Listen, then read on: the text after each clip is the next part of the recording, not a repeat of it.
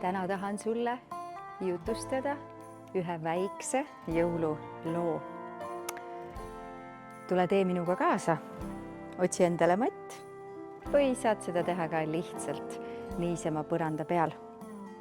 Kõigepealt vaatame koos need liigutused üle, millest meie jõulujutt hakkab koosnema ja siis juba paneme jutu kokku. Esimene asend, puuasend. Üks jalg toetub matile või põrandale, teise jala jätad varba, kas põrandale, tood säärele või tood siia üles vastu reie sisekülge.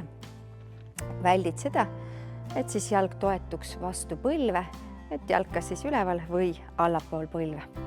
Viid käed üle pea, leiad tasakaalu ja nüüd kujutad ette, et sa oled üks kuusepuu. Tood sõrmeotsad pea kohal kokku. Sirutad ennast üles lakke, ehk siis oled ilus uhke kuusepuu. Esimene asend selge. Teine asend.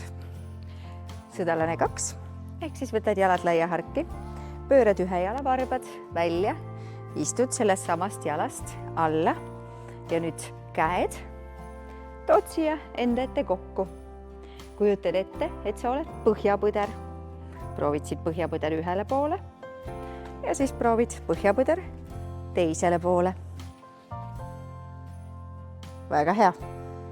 Juba ongi enamik selge. Üks asend on veel jäänud. See on täheasend. Astud varbad natukene väljapoole. Sirutad käed jalad 4 nurka. Sirutad kõik käed jalad nii pikaks kui saad. Hoia pilk enda eest põrandal. See aitab sul hoida tasakaalu. Proovime teisele poole ka. Varras välja, avad käed, leiad tasakaalu ja siis särad. Väga hea. Aga meie lugu algab täna pihta sellest, et oli üks mets, kus kasvas väike kuuseke. Kuusekesel oli üks hästi suur unistus. Nimelt tahtis ta kangesti saada jõulupuuks. Eelmisel aastal teda juba peaaegu valiti välja, aga siis ta jäi ikka veel liiga väikseks. Nii et väike kuuseke terve suvi muudkui püüdis veel pikemaks kasvada. Tuli sügis, tuli talv, käes on jõululaupäev ja ikka ei ole keegi väikest kuusekest veel valinud jõulupuuks. Väike kuuseke oli juba täitsa lootust kaotamas ja natukene sorgus. Teisel pool metsa aga kõndis väike põhjapõder, kelle unistuseks oli saada päris enda oma jõulupuu. Põhjapõder vaatas siia, sinnapoole. No ei ole ühtegi kuuske. Vaatas ka teisele poole. Ikka kuskil ühtegi kuuske ei paista. Ja siis vaatas väike põhjapõder üles taevasse ja nägi seal ühte ilusat säravat tähte. Täht helkis ja säras nii kaunilt ja väike põhjapõder saatis mõttes tähe poole teele oma soovi. Kallis täht, kas ma palun võiksin leida endale päris oma jõulupuu? Ja väike täht selle peale vilksatas ja kutsus väikest põhjapõtra endaga kaasa. Põhjapõder läks tähekannul mööda ühest kuusest, sumpas läbi mööda suurest lumehangest. Ta oli juba täitsa väsinud. Küll oli vaja minna ühele poole ja siis jälle teisele poole. Vahepeal põhjapõder täitsa ohkas. Aga siis märkas ta äkki puude vahel.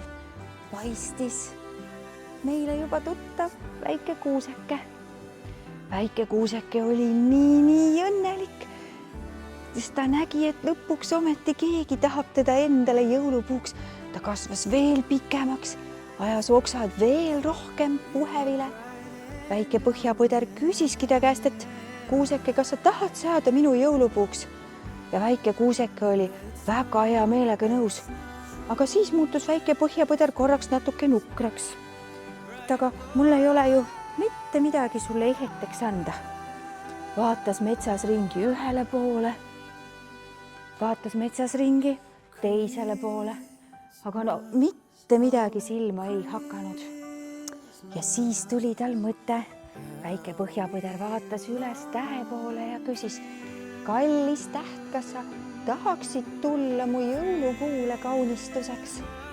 Täht natuke mõtles, vilksatas ja siis vastas kelmikalt: jaa, ma võin tulla su kuusekesele kaunistuseks. Ja ilus särav täht tuligi kuuse taevast alla ja läks pisikese kuusekese latva, kes nüüd säras veel rohkem, kui ta enne säras. Ja terve metsaalune sai ilusat pehmet ja sooja valgust täis. Selline sai täna meie jõulujutt. Soovin sulle hästi-hästi kahuneid jõule oma kõikide armsate ja lähedaste seltsis.